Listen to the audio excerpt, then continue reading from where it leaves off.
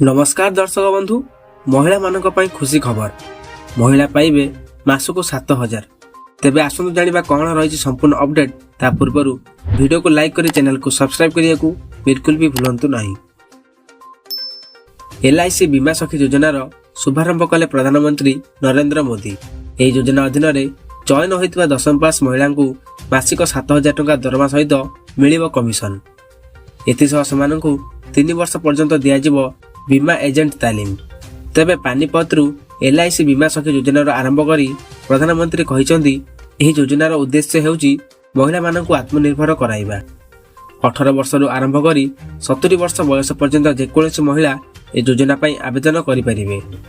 LIC रो निकटस्थ शाखा किंबा official website रे एथिपई आवेदन करा जाई परिबो। आवेदन करिबा पई बयस प्रमाणपत्र, एड्रेस प्रूफ एवं 10th पास सर्टिफिकेट रे सेल्फ अटेस्टेड कॉपी अटैच करबा को हेबो।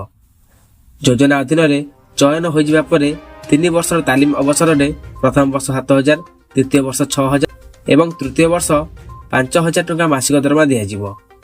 प्रति बीमा सहित महिला मानकु कमिशन भी मिलिबो। बीमा टार्गेट पूर्ण कले सेमानकु दरमा एवं कमिशन सह बोनस भी दिया जिवो।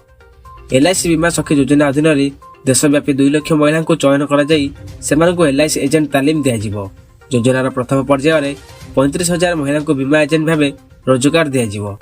एहा पर आ 50,000 महिला को योजना अंतर्गत रोजगार मिलिबो।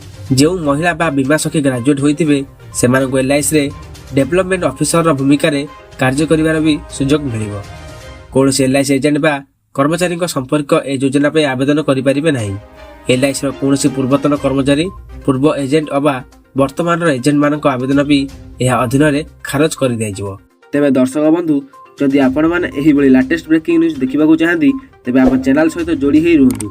चैनल को सब्सक्राइब करी पाखर थिबा बेल आइकन को दबाई ऑल ऊपर क्लिक करिया पई बिल्कुल भी भूलंतु नाही।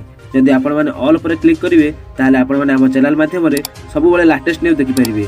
Bureau report quick news 24।